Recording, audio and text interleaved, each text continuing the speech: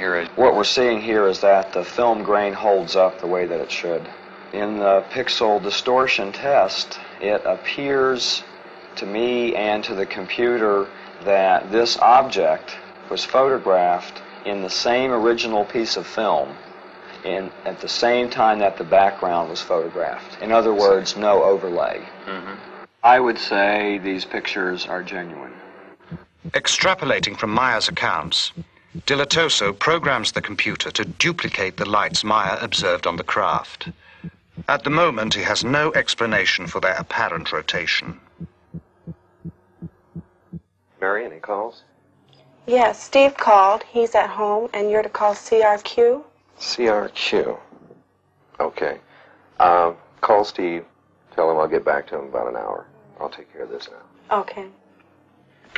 Hey, Lee, look what I got here. Stevens has more news. We got a report back from Shellman. Sound analysis. He had sent the sound tapes Meier took of the craft to Robin Shellman, specialist in sound identification.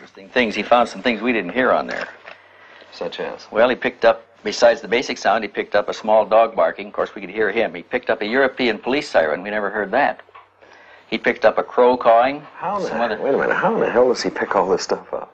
How does he determine the sound? They've got a sound bank back there that they match sounds in. They can identify known sounds. Okay, on this sound bank of his, anything there to match it? He said he can't match the basic sound. He can match all of the other sounds on the tape, but he can't match the sound of the object itself, the emitted sound. Now look at this. He's concluded up to this point that the machine must have been built for a specialized application. Recognizing the sounds from such a machine may be difficult. Also, later, Shellman will theorize from the sounds what those specialized applications might be. About 4 hertz. Picked an area here that, next, Stevens takes the metal fragments to be examined under the electronic spectrometer to determine their components. Typical-looking area in the sample. Preliminary examination of the metal has been done in Switzerland.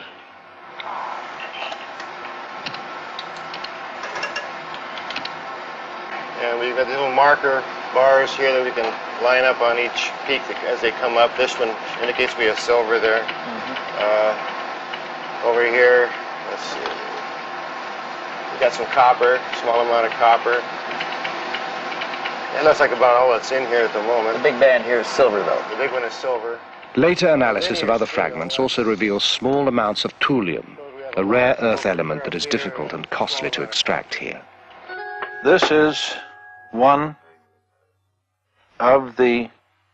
Because of the unusual nature of the findings, the fragments are given to chemist Marcel Vogel, an expert in crystalline structures and inventor of many substances used in computer components. The first specimen I looked at is a metal specimen, which I classified as F1. This is the appearance that it looked at, rather golden colored on one side, silvery colored here. We find that, in truth, it is silver and a small amount of copper. We look at it here, this same area here, under polarized light. What is unusual of this small specimen is both highly crystalline nature, and suddenly we come to a metal section as we see here, and it showed a combination of metals that I've not encountered in any normal bit of metallurgy, both crystalline deposits and metal. Now, we, with any technology that I know of, could not achieve this on this Earth plane. I could not explain the type of material that I have and its discreteness by any known combination of materials. I could not put it together myself as a scientist. It's also a challenge because I showed it to one of my friends who was a metallurgist, and he shook his head. He said, I don't see how it can be put together. And we find that in this area there is evidence of machining, that there are striations which look like the sample has been worked mechanically. It doesn't look like anything that we've made here. At this moment, I would feel very much inclined to accept what was given to me as being true. Always security conscious, the investigators hold key discussions outdoors to prevent eavesdropping. As the work piles up, they meet to assess progress and problems. And that is, we've got a company back here and an intercept clientele, a pretty heavy clientele. What are they going to be thinking about these hard-nosed investigators running around chasing flying saucers? Tom, it's an investigation, and it's a good investigation. No matter whether you're doing a murder one investigation or industrial espionage, you still have the basic criteria that you follow, investigative procedures. And I think if we maintain those type of procedures, I think we can control the situation. There's one thing that we haven't thought about. Eventually, somebody is going to come to us and say, have you ever tested these people? Have you ever tried to find out if they're lying? Have you used psychological stress evaluation? Have you used lie detection? Yep. Will Billy go for that? Oh, sure. I think Billy will go for it. He's been open with us all the way through. I don't think he'll stop at this point. Well, Steve, we've got another problem. We've put a lot of time and effort into this case already. We don't know when it's going to terminate. Well, I want you along. I want to do a real investigation on this, and I want real investigators. Well, what do you guys think? I think we should go for it. Okay, let's hope he's for real. Look, physicists say they're all hoaxes. I've been at this for 20 years. If this is a hoax, there are no real cases. The decision made, the team presses on. Computer analyst Jim Delatoso has some new findings to show Welch. Let's go back and look at this picture again and get some information about the edges. I've discovered this interesting program for measuring the edges of things and comparing it to all the other edges in the pictures. Based on the relationship of those edges? The width of the edges and the properties in the edges. So we're stretching the data in the edges so we can count how many pixels wide it is.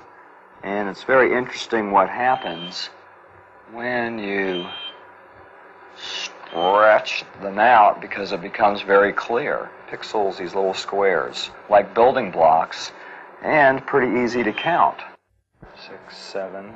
So this one ranges from 5 to 7 pixels wide, this edge. So we have our range here is from 6 to 8. Now what this tells us in looking at all of the edges on the object is, first of all, that it's not a flat piece of plywood hung in the air, or it's not a paste up that was done. It actually has shape to it. And in this case, a very wide range, which has to do with focus. Some of the object is more in focus than other parts of the object, which tells me right off at that point that we're dealing with something of size to it. With all the data they have amassed, the investigators have also come up with a lot of new questions. While they debate the necessity for another trip to Switzerland, a sudden crisis jolts them into a decision. There has been a phone call from Meier. Halfway between Phoenix, where the intercept offices are located, and Tucson, where Stevens lives, a spire of rock rises out of the desert floor. Part of the rim of a long-extinct volcano, Picacho Peak is noted locally as the site where the last battle of the Civil War was fought. It is here that Lee Elders and Stevens meet when necessary, again, far from curious ears. This time, Elders brings a disturbing message, one that will add a new urgency to their work. Hey, Lee, what's up? Hey, Steve, how are you? Good. What's going on? Oh, God, we've got some problems. Problems? Yeah, I just talked to Billy today, and someone tried to kidnap his daughter. What? Nina? Nina, right. God.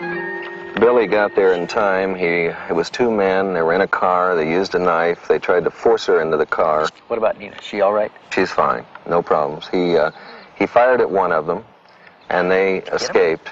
No, they haven't identified any of them yet. The police are working on it, as I understand it. This happens to people. We've had it happen before. Other cases. We're going to set up some security measures over there. Get a trail on these people. I agree. We got to do something to take the energy out of this. Yeah, we do. We're going to go back. You want to go? When can we go? Very soon.